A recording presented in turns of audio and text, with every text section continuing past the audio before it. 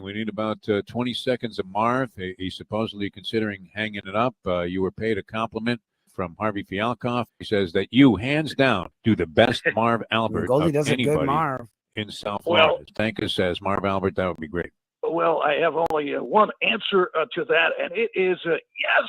It has always been a pleasure to be at either the 7th Avenue and to the left of Ed Jockerman or the 8th Avenue and to the right of Billy Smith or Willis Reed, who may come back.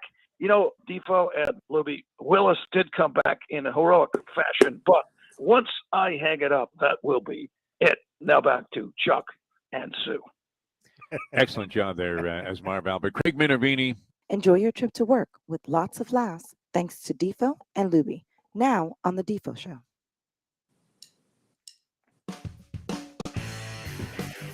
Welcome, one and all, to the Defo Show with Lubie. No Defo, just Lubie, and the man that makes Defo and I look bad each and every time because we seem to age rapidly. He seems to be doing the Benjamin Button thing. He's going backwards.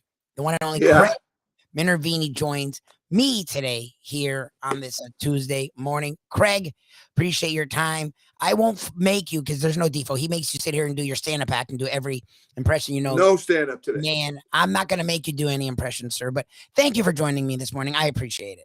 Absolutely, and very refreshing, actually, to not have Defo for a change.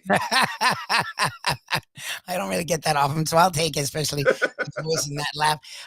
The South Florida sports scene, as we've talked about a lot with you, is amazing right now, and it's been, for all of our teams, it's been, when you are involved with two of them, with Bally Sports, Florida, the Panthers, and the Marlins, but you've been down here a long time. You've been on the different news networks. You've done sports, so you've covered all the teams and been involved with all of them, so we all are very smiling a lot these days, which we haven't lately, and the team that Defo and I, as you know, have a bet on in the upcoming first round with a man, you know, we all know down here well. We love him, even though we've now found out, been a curmudgeon for 30 years.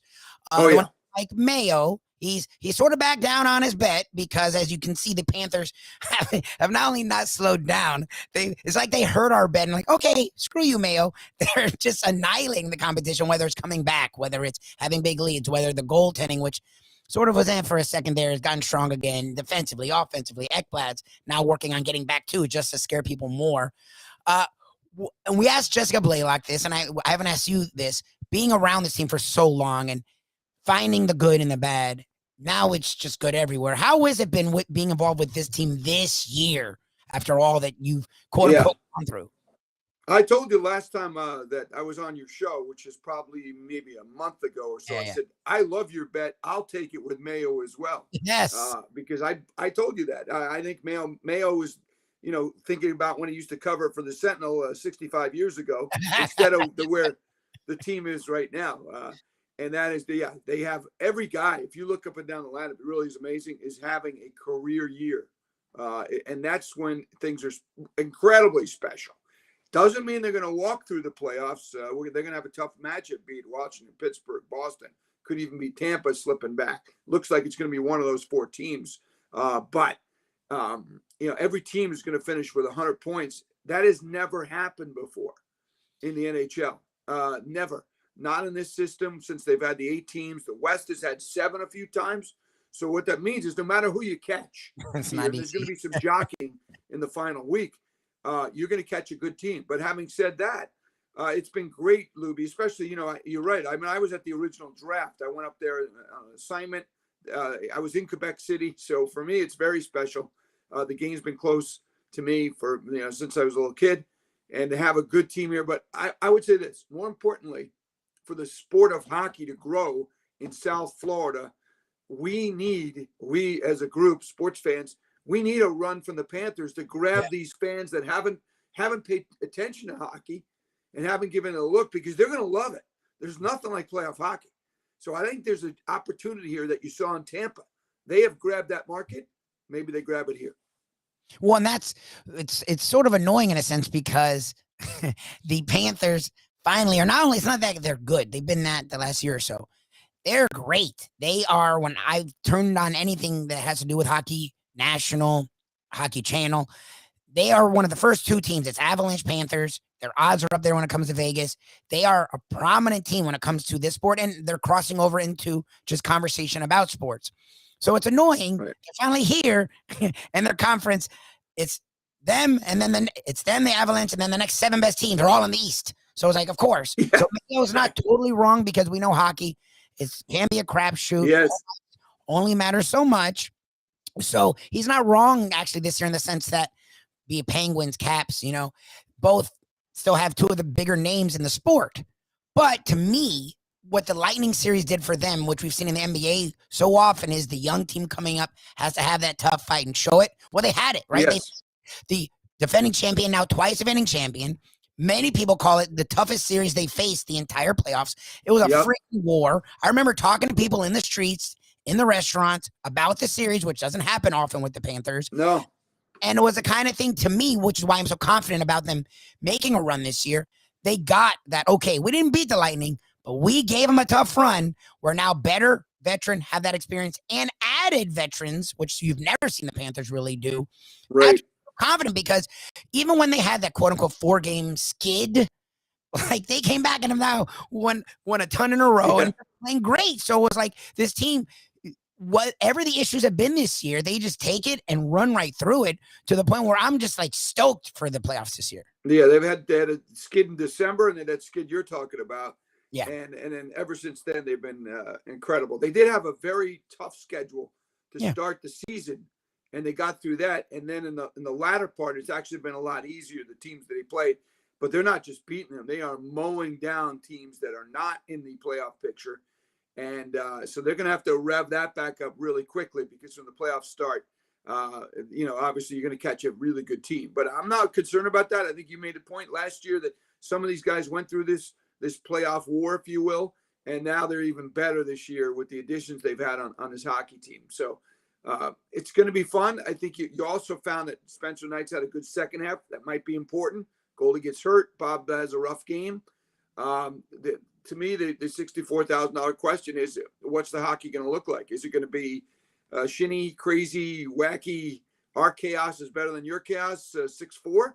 Or is it going to be more what you've seen in the past, which is more button-down playoff hockey? That'll be a good conversation going into the playoffs, which starts in a week. Talking with Craig Minervini, Bally Sports, Florida Panthers and Marlins host analyst here with us, the Defo show. And that's the thing. Let's say Mayo's on with us, right? Nothing's always roses. We get it. The net mining did have a spurt there, right? Okay. But my thing is, and it's what I'm curious to ask you to get into real hockey talk, which I'm sure people are running to the Defo show for. But it's the one thing that is a question, right? Because Spencer Knight has played really well. Bobrovsky had the dip, but has played well since. We saw them get down, was like 4 or 5 goals, take out Bobrovsky, put in Knight, and of course this offense is literally record-breaking, so they didn't bat an eye. They ended up winning the game with Knight, and then Bobrovsky came back in and played well after that. What is the quote-unquote leash, right? Do you think in the playoffs, from what you know being around this team, they've been sort of loose with it? If Bobrovsky's a little off, they don't just take him out right away. He's not a young dude. They have a lot of money in him. He has playoff experience. Do you think that changes in the playoffs? Or do you see them just keep rolling with Bob until, it looks dire? What it reminds me, there's some people like in life that like a really long layover. You're going somewhere and you want to wait forever. And most people don't like that. You're going on a flight, right? Yeah. But for most people, your layover, your short layover in the playoffs. Yes. Who likes a long layover? My wife does. Question. You and I were talking about it before. My wife randomly loves it, which she's a psychopath. But most humans want to get, if you have a layover, you want to just go for it. You don't have, the point is not a knock against your wife who likes these ridiculous long layovers, but you don't have the luxury of time in the playoffs. So these are short series. These are quick trips. Yep. And so I would think that you have to be a little bit on the shorter side. And that's not to say, I'm not saying Bob can't run. He's won this before in terms of going deep into the playoffs. He's playoff proven. I think he's going to be fine, to be honest with you. But usually if there is somebody who's hot, a team can win totally on a hot goalie and get a couple of timely goals and win a series. And so that remains to be seen as a Panther. We saw he had a great first half, and he's been okay in the second half. And we're saying that He's really had an excellent season. Yeah. Spencer Knight's good enough to win you as well. So it's a luxury for the Panthers. But no, I don't think you lose a couple of games giving up 5 or 6. Yeah, I think you probably go to your other guy. The question is, when do you go back to Bob? I think they're going to be fine in net. I don't think they're losing because of the goaltending. I think it's going to be just one of those things where can they keep this incredible pace up? And if they do, I think they're going to have a pretty good run in the playoffs. Hopefully they get to the final. Okay, so the only other question, it's again not a question, use the word luxury, and it's funny to me to use the term luxury for a guy that, until he got hurt, was going to win was considered the best defensive player in hockey last year. But they, with or without Aaron Ekblad, they've just steamrolled. He's now coming back, and they played with him enough where it's not like an Oladipo in the Heat situation, right? Like, he's a guy that's an integral part with this unit, but you've seen them play well without him as well. How little do you see of Ekblad as the playoffs get here? And what is the Panthers, from what you know, their plan to work him back into it, and where we see him going and them going with him? I mean, he's been skating, so I think the only thing that is Ben Sherratt, Robert Haig, or the two defensemen that were picked up since the injury. They'll be, depending on what they do with the matchups and where he goes, does he go back to Uyghur, or does he mix in to somebody else to make, there'll be maybe a little of that because you're throwing one more guy in and one guy's coming out. Also gives you some more depth on the back end of the blue line for your defenseman. Guy gets nicked up in the playoffs, it happens. You want that 7th or 8th guy. The Panthers have this, not only among their defensemen, Lubie, but also the forwards. There's going to be 2 or 3 guys going to be very upset who can make an argument that they should be in the lineup, and it won't be, because you can only put 18 skaters in there. So it's going to be a big look. You bring Aaron Ekblad, an all-star defenseman, as you mentioned, in the Norris conversation this year. Potentially, if he played the full year, he might have won it. I think he's 15 goals as is, and almost 60 points, having played what looks like could be a 3/4 of a season. So huge difference for the Panthers. The only thing we haven't seen is with some of the new players they've got. What does it look like altogether? I can only imagine it's going to look better. It's going to be scary. Last couple of things here with one and only Craig Minervini, at Craig Minervini on Twitter, Bally Sports Florida, Marlins and Panthers. Talking about the Marlins, we were always high on the Marlins. Not everyone follows us. The first series didn't go so well. Being out west didn't go so great. Then they took on those interdivision Phillies and played tremendous. Been a little up and down, but the one thing that we were all excited about going into the year that has proven true so far is the starting pitching has been amazing. And yes, that's still without a guy like Sixto, who, whenever he comes in, Cabrera and Mayer, who's right, lighting it up in the minors and did in spring training. They've made moves with hitting. It's not like they're not trying to bolster up the lineup. And we've seen Sanchez and we've seen Jazz come out and hit well, right, and show us what hopefully the future can be. I don't know if you're around the club as much yet. You're still doing the Panther thing, but you follow them. You do some stuff. No, I've been around them. Yeah. What do you see trying to ignite this lineup? Because it's not like the years past. Like, people are ho-humming, well, the lineup. And my dad complains to me every day. I'm like, Dad, they signed guys. Like, Soler was the freaking World Series MVP. Like, it was a huge move getting him. He just has started slow. Like, what are some of the things Mattingly and the staff has talked about or has tried to do? Because now without the pitcher there with the DH, you put Jazz in the back, at the front. They're working it around. What are some of the things you've heard them talk about in trying to wake up what could be a potent lineup? I really do think in this case, it's just a case of time. And unlike the short layover, you do have a long layover in baseball.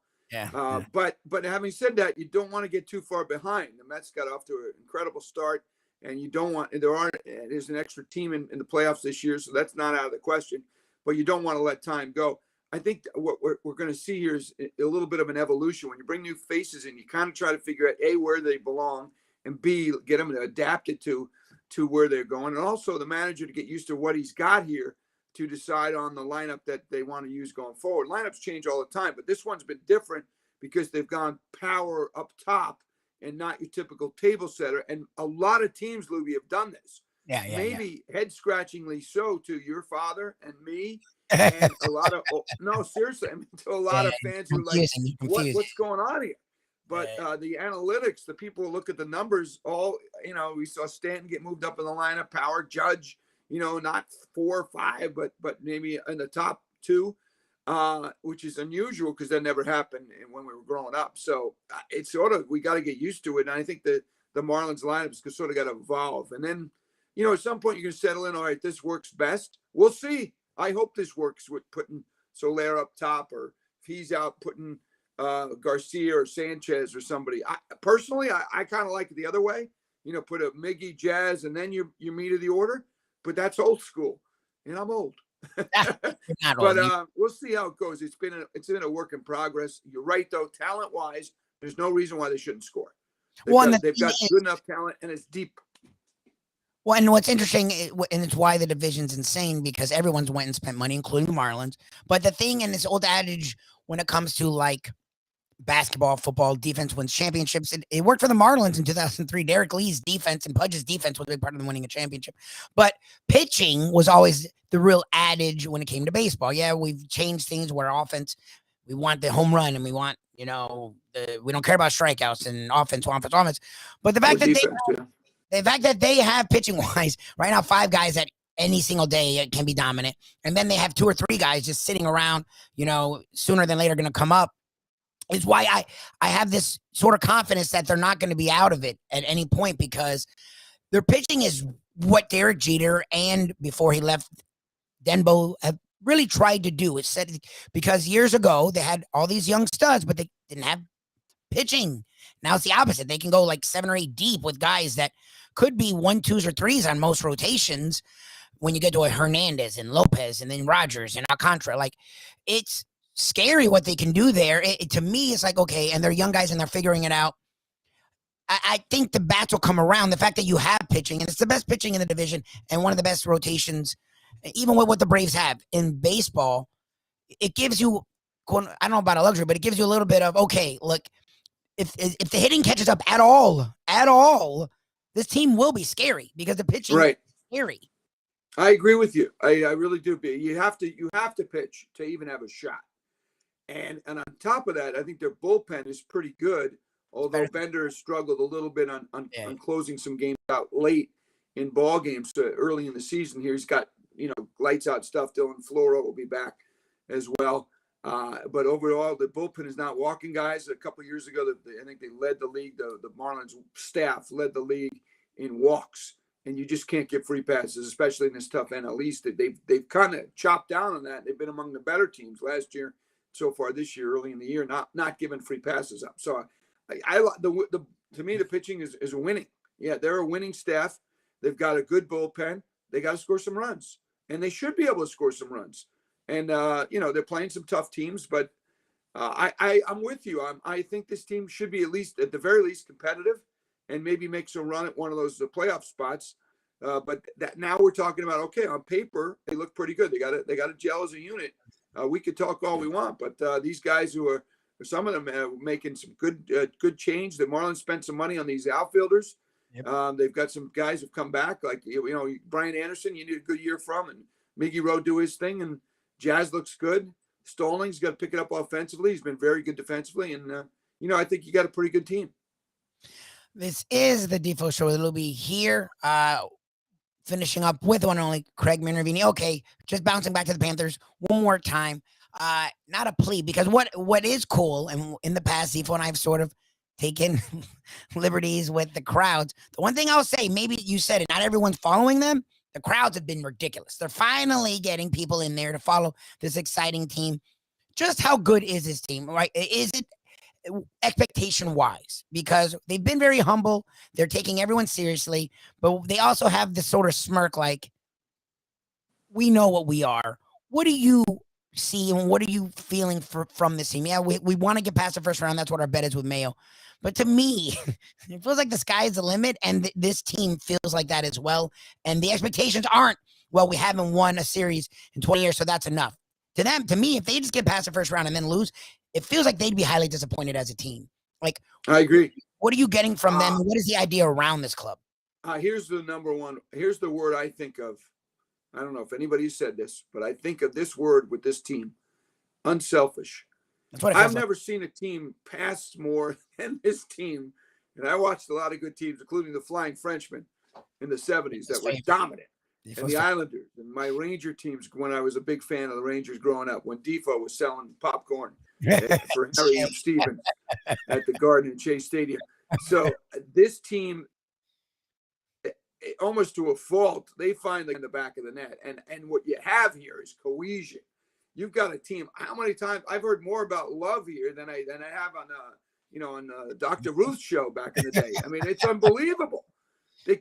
I love these. They love each. It's incredible. So I think you got a very, very tight unit on this club, and it carries over to the game where it's not about me scoring even an empty netter, but I want to set up you, Lubie, so you can get your 20th goal of the year, 30th goal, or 10th goal. It's that kind of thing, and that goes a long way. But you could say all you want. Everything looks good on paper, and on the ice. You still got to get through this playoff thing, and in the NHL. We could keep saying it. A lot of fans out. It's as tough as it gets. There's no harder thing to win. You got to win 16 games to get there. First, you got to win 4. And as Bill Zito keeps saying, all we have done is won 2 playoff games. That's it. Like you do in baseball. You show to the outfielder 2. And until they win more, that's their accomplishment. And yes, I agree with you. If they don't even get to the Stanley Cup final, I think they'll be disappointed. And hopefully they can take the experience from last year and take it to a deep run. We need it. We need it down here. Hockey's a great sport. The only way they're going to connect with the people here and get the cakes with rats on it at Publix again and banners all over the place is by winning. I remember 97 or 96, 97 season. Yes. It was magical. I had followed hockey being from here, from the tertiary, right? Like you would see it on SportsCenter, and then I'd watch the playoffs. And I remember that Rangers run versus the Canucks, and I remember the dominant Red Wings and the Avalanche who were that dominant. But that run down here, it was as magical as any Dolphins, any Canes, any Marlins, anything we've had, any Heat, anything we've had. People around South Florida embrace it. Yes, I know. Whatever the bad is of South Florida as a fan base, and people around the world and the country love to make fun of us. Right. When you win, we support you harder than anyone. So I'm with you there, and I'm super stoked for it. It actually gives you goosebumps to think about it. It gives right now. Like I do have it when you talk about that, because you're right. And we've seen the crowd start to galvanize, as you mentioned, at the games. They have a very big building. It's not an easy building to fill. Miami Arena was filled every night, but you only had 14,800 there. And the Panthers were exciting and right in the mix. This is a return to that era with a different team, though. Instead of pluggers and guys who didn't want to be played on other teams, this is a team of stars, superstars, and then stars. And then some pluggers that could have fit very nicely on that 95, 96 era team too. So I agree with you. I think if they win, everybody's going to get into it. And like you, as a young fan, all of a sudden say, "Wow, what have I been missing here? This is great. This is great sports theater, as good as anything I've ever seen." And that's what the hockey playoffs can really represent for South Florida. Mini Man, we love you again. Bally Sports, Florida's own.